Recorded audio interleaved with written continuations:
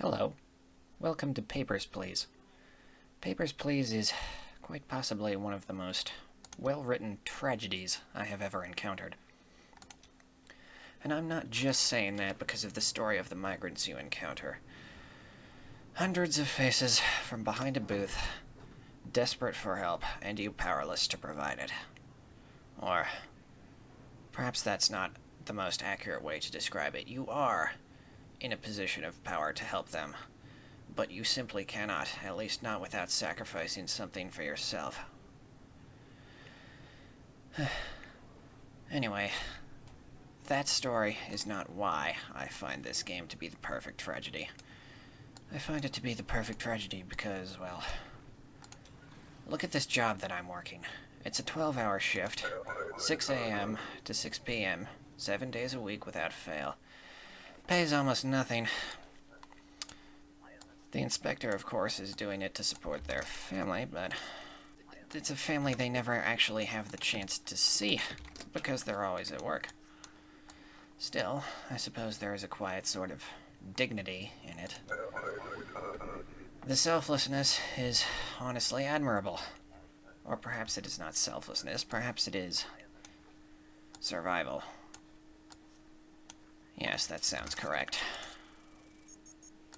Survival, because the government assigned him this job.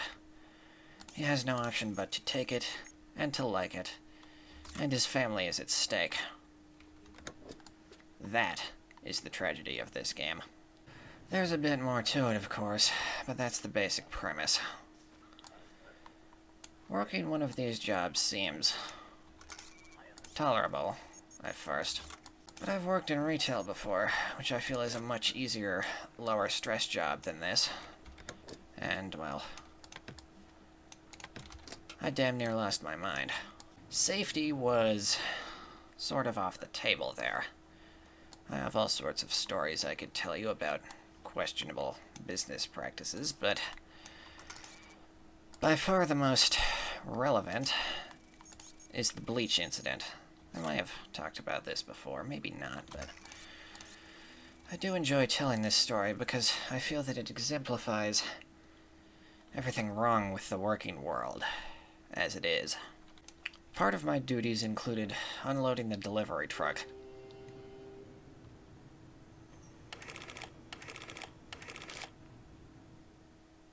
How embarrassing. But anyway, as I was saying, one of my responsibilities was to unload the delivery truck, which provided merchandise to the store, obviously. Now, one of the products our store sold was bleach. Bleach, of course, is not exactly the type of chemical you want to come into close, intimate, familiar, personal contact with. In this instance, however, the bleach leaked. There's no other way to say it. Our supplier was just not very good, and that's putting it kindly. I think something along the lines of 22 of the 24 bottles we received that day had improperly sealed caps, and, of course, that's not ideal when you're transporting a chemical that can actually cause serious damage to a person's body. Now, it might not have been so bad if we had been able to contain it, but the liquid had seeped down through the truck during transit and, ended up all over the other boxes that it was stacked on top of.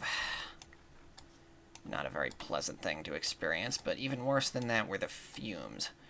Even as we were unloading the boxes that came rolling down the conveyor belt, the fumes began to overpower us.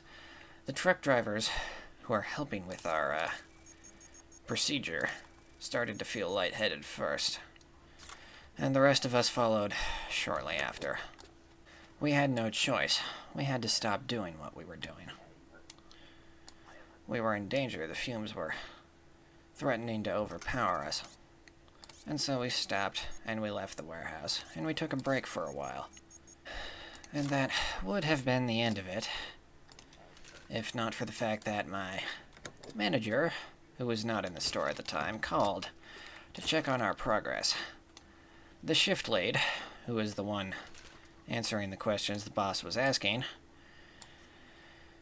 made it quite clear that the situation was not safe.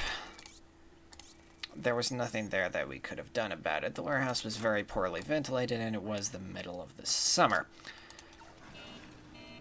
My boss, of course, didn't really see it that way. The only question she could ask was, "Did you finish the truck? Did you finish the truck?" No, we have not finished the truck. The truck is unfinishable, for lack of a better word. Most of the merchandise was actually too damaged to be salvageable. We had to send the entire shipment back to its point of origin and report it to our suppliers. Which I don't think they were too pleased about, because there were shipments for other stores in that truck. We weren't the last stop on the route, and they were all damaged. Just the same. So no, we did not finish that truck. And frankly, it dampened my enthusiasm to ever finish any of the trucks for that store again. I quit the job soon after that, but there are other stories I could tell. Like the one about the bathroom. This one is extremely minor, but it was extremely irritating at the time. There was only one bathroom in our store, and it was locked with a key. Anyone who wanted to use it, employee or customer, had to ask the manager on duty for the key because they were the only ones who possessed them. I found that irritating enough, and would generally go to the grocery store next door to do my business during breaks. Eventually, all of the managers, over the span of a few days, or maybe it was closer to a week, a few days to a week, one of the two, all of the managers lost their respective bathroom keys. So now it was completely inaccessible. Customers would often ask me, at the register, if they could use the bathroom. And I had to tell them that no, they could not use the bathroom. The bathroom is locked. Permanently. Simply because they could not be bothered to keep track of their keys. The customers were not pleased by this. My enjoyment of the job suffered as a result. And the managers faced no consequences. No one ever came to replace the key, and presumably they never reported it missing to corporate in the first place. So there was nothing that could be done. My decision to quit that job, most likely, was a culmination of several of these incidents. There was the bleach incident, of course, the bathroom incident. There was the mop incident, where I was essentially the only employee at the store for several hours at a time. Now that by itself wouldn't have been a problem. I can man the register by myself just fine. A bit of a line might form, but it's nothing I can't handle. The problem arose when my boss, who was sitting in their office doing God knows what, instructed me to go stock a selection of mops in the back of the store.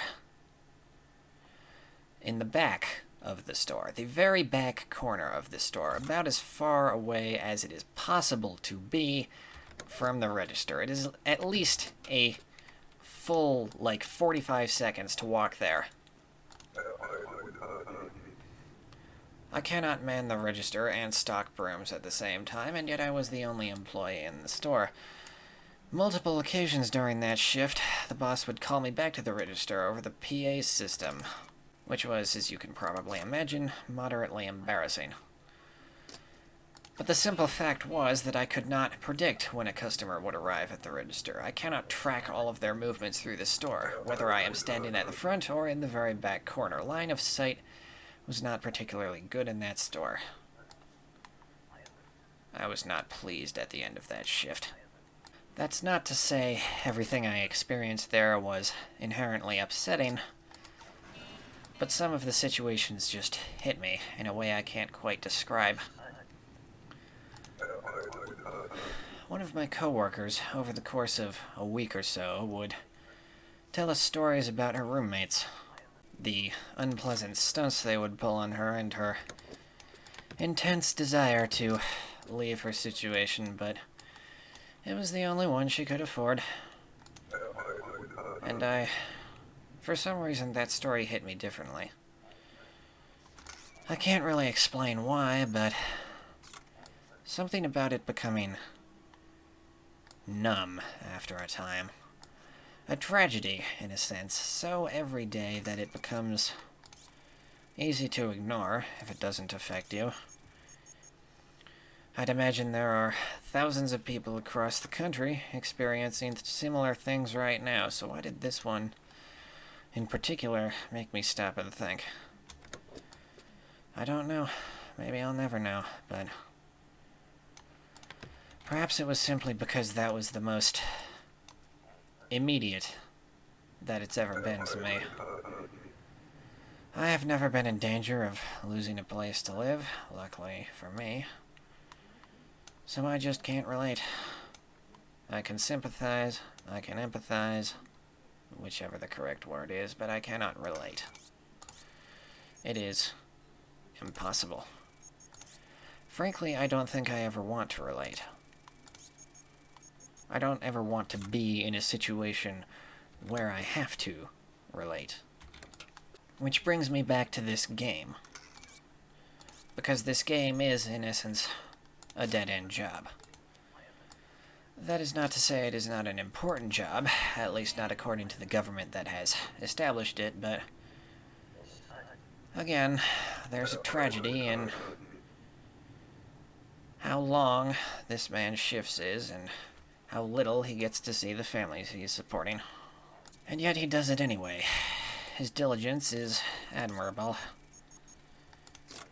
And his accuracy, although that depends on the player controlling him, is usually pretty good.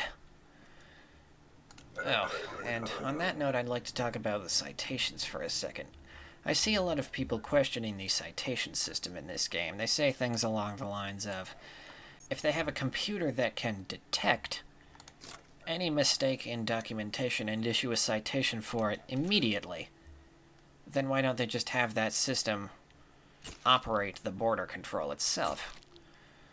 You hear it from one of the NPCs in the game during the main story. You hear that one of the other countries, I think it was the United Federation, uses automated computer systems to examine the papers. And there is some truth to that. It would almost certainly be more efficient, more effective, more accurate, according to the government's rules anyway. So you have to think outside the box. You have to think, why would there still be a person operating the border, manually applying the stamps to the documents, if there is a system that can do it with perfect accuracy? And I think I might know the answer to that. I believe that someone in the government wanted this.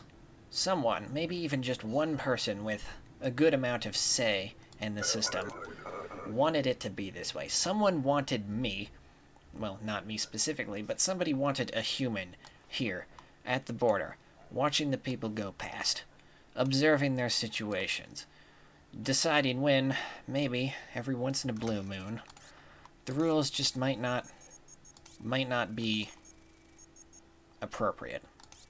Do you know what I mean? I am the representation of some government officials' rebellious spirit, some government officials' hopefulness that eventually this situation might get better, that this situation can be humane in spite of how impersonal and clinical it may seem. So could it be said that the citations I receive for my failures are actually my successes in that regard? Perhaps that might be a bit of a stretch. After all, some of these people probably are criminals. A lot of the people I detain seem to have forged documents. But then I have to ask myself, why? Why do they have forged documents? Why are they attempting to cross the border with documents that do not hold up to scrutiny? Could they not get the correct documents? Well, that's probably the case, but it's also worth asking why they couldn't get the correct documents. In most of those cases, I will never know the answer. At least in endless mode. In story mode, these people will often attempt to provide justifications. These justifications are not always the greatest, but at least they're trying. If they're honest, then what do? Do I break the rules? It is essentially up to me to decide whether I find these people to be believable or not. And I think someone at the government, the person who established this position and decided to staff it with a human rather than a machine, they knew that. They wanted me here. They wanted me to make those decisions. They wanted me to have a bit of sympathy somewhere where it isn't normally found. And I respect the hell out of it. But that leads me to ask, again, why this job is so staggeringly unpleasant in every other regard. Why the 12-hour shifts? Why the minimal pay? Why the no time to see the family you're trying to raise? Well, if my theory is correct, that member of the government who established this position is not all-powerful. That is simply the only thing I can think of. There is almost certainly no one person responsible for this post, responsible for the documentation that I read every day, the rules I'm meant to follow, the hiring of the guards, the management of the other staff, and that sort of thing. There was just the one. Just the one. The one that said, you know, maybe having a human inspector at this border isn't such a bad idea after all. Sometimes, while I'm playing this game, I wonder who that person is. I wonder if people like them exist in real life. Maybe. But I have yet to meet one. Well, maybe that's not entirely true. I talk shit about my last job, but the fact is there was at least one person there who made it slightly more tolerable. That person was one of the managers. Not like the head manager, but definitely one of the assistant managers at least. The first time I worked a closing shift, very early on in my career there. This man helped me count up my cash drawer. He showed me the procedure for doing that. And then he told me, look, it's the closing shift, and as the manager, it is my job to take all of the cash that we have accumulated over this shift to the bank. And it is your job to get in your car and follow behind me. But nobody ever does that. So go ahead and go home, and I'll just give you an extra 20 minutes on your time card. How's that sound? Huge shout out to that guy. Closing shifts I worked from then on might not have been so tolerable if I didn't have that piece of information, which no one else ever actually bothered to provide me with. So I thank him for that. Now, I haven't the slightest idea why I was meant to follow behind the manager on the way to the bank, perhaps to provide a witness in case of some unforeseen circumstance. That's probably it, but I've never seen anyone else do that. Is this a common thing in the industry? Because I've never actually had to do it myself, at any of the jobs I've worked. Even the job before that, where I worked a cash handling position as well. They didn't even say anything about that, they just let me go at the end of my shift. Which was nice of them, I suppose. Well, they let me go every time except for that one time, which, inconveniently, happened to be the one time that my sister's birthday party was going on, so I was late to that.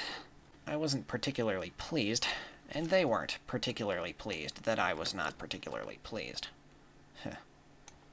It's a sentence I don't want to have to say again.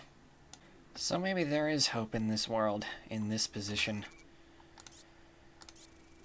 The real and the fake. Maybe there is a chance that things will change. Maybe that's what the EZIC order was trying to do. But if I'm here playing Endless, you know that I denied them. That's how the game works, so it might just be too late for that now. But if you miss your chance, when does the next one come around? There's no way to know. There's no way to ever know. Unless you're out there making those chances yourself. I'm not the type of person who does that sort of thing. Like I said in my last video, I prefer my hobbies to be unproductive. And so, between my hobbies and my school and the dead-end jobs I've worked, there really is no chance, at least not one I've made myself. Unless maybe this is a chance. Well, I can't know that. All I can do is play the game. Say what I really think about whatever I see, and hope it strikes a chord. A chord with the real world, a chord with the people who care. Sometimes during these recordings I take long pauses. That's why. I want to make sure that what I say makes sense to as many people as it possibly can. That is, at the end of the day, my sole objective here. To say something that actually makes sense. Thinking before you speak is, after all, a critical life skill. And this is the optimal place to practice it. No one is really listening, after all, so I can just take as much time as I need. In real life, of course, there is no such luxury. If you take a minute or two to compose yourself, people will ask what the hell you're doing. It's happened to me before. Again, at the job that I wasn't particularly fond of. Sometimes I wonder if the store is the product of its customers, if their toxicity and general unhappiness rubs off on the staff there. It might. I know that my mood definitely deteriorated after several months of having to deal with them. Stories I could tell you. On my very first day there, while I was still undergoing training, or what passed for training there, a man skipped the line at the register, saying he had been waiting for a few minutes, threw $20 at me, saying it was about right, and walked out of the store before I could do anything about it. I have no idea how many items he was carrying, or how much they would have cost in total. So I just had to add that 20 to my cash drawer and make a note about it to my manager later. Fortunately, she was fairly understanding about the whole situation, but yikes. What a way to start the gig. Definitely left an impression on me, if nothing else.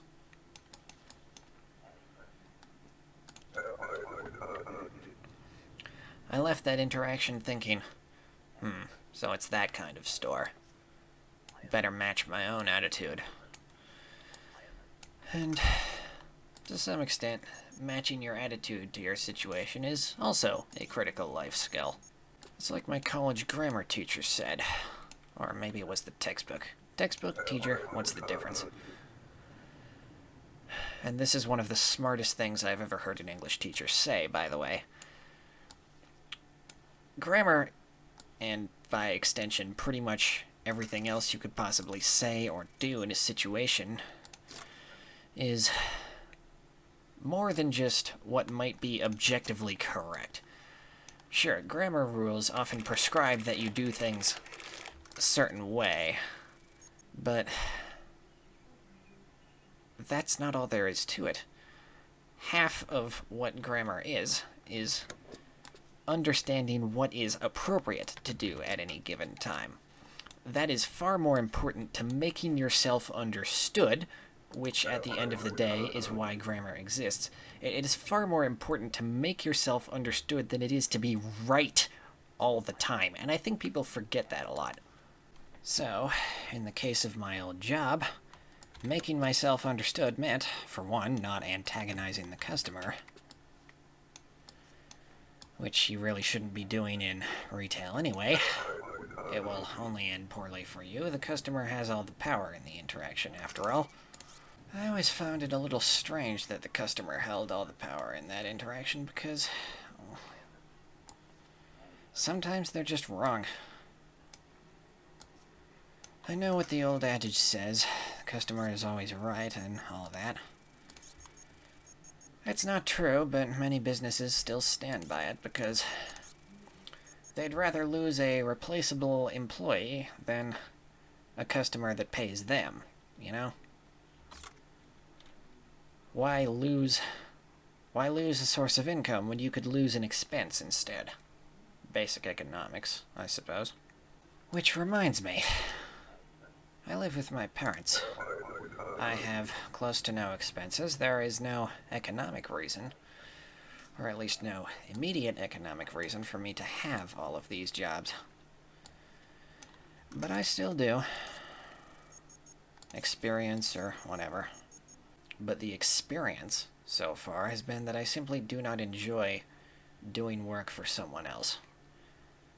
Trading my time for money is not something I ever believe I'll enjoy because I value my time very highly. I have many, many pointless hobbies to attend to.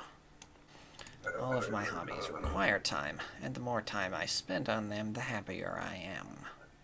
But of course, you cannot survive without money. The world that we live in, and money means work. Unless you're one of the lucky few who managed to snag a winning lottery ticket from somewhere, or just be born rich. It happens. I don't fault those people for it. I can't bring myself to hate the rich, in spite of everything I've experienced working for them, I suppose. I suppose that this is all they know. Money and managing it and acquiring more. On some level, isn't that just what we're all trying to do? Besides, I can't say that I don't understand the concept of labor for pay. Without any incentive to do so, I wouldn't have worked a day in my life. What a productive member of society I would have become, huh? I hate to think about it. Productivity and what I'm doing for the world, because it just hurts. Why is this how we measure people? Why can't we measure people by how fun they are to be around? Maybe that is a measure of their contribution to the world, and I'm simply overthinking it. There are, after all, people who get paid to be funny. I wish I was one of them. I wish I had that talent. Although wishing often accomplishes nothing. One does not simply acquire talent by wishing for it. One acquires talent through practice. Which is why it irritates me so much when people call anything I do a God-given gift, because, no, it wasn't. I did not emerge from the womb being able to do calculus, although I can't do calculus anymore either, so I guess that's not really particularly impressive. But they said it was, at the time. How pointless a sense of satisfaction that was. And yet, it was real, at least. It was actually something I could do, and, well, I was proud of it, all the same. I don't think it's a bad thing to take pride in one's work, whatever it is. Even something unproductive. I will forever be an advocate of the school of thought that not everything needs to be important. Some things just exist because they're fun or cool. Those are usually my favorite things. People who make things simply for the joy of seeing them created. On some level, that's why I'm here. Why I sit here now, stamping these papers. For this endless line of immigrants who may or may not be grateful.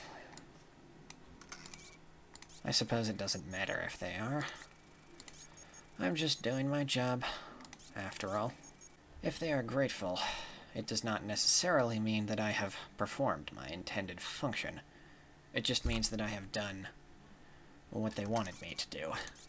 What they wanted me to do, and what my intended purpose is, are not always congruent, and that is the entire purpose of this game. To make you think about which really matters more. And that's why I don't think I could ever do this job.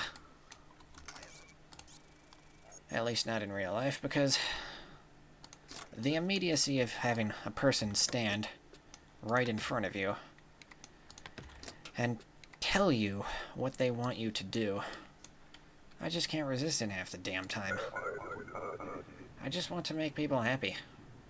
And the person standing right in front of me, wanting access to the country, just feels more real than the boss sitting at an office in a different city somewhere who doesn't want me to let them in. Why should I prioritize one over the other? The only real reason, in this case, is that one of them holds power over me, and the other does not. At least not in the same way. It could be said that, in some way, their ability to be unhappy in my presence is a point in the immigrants' favor, at least in the power over me category.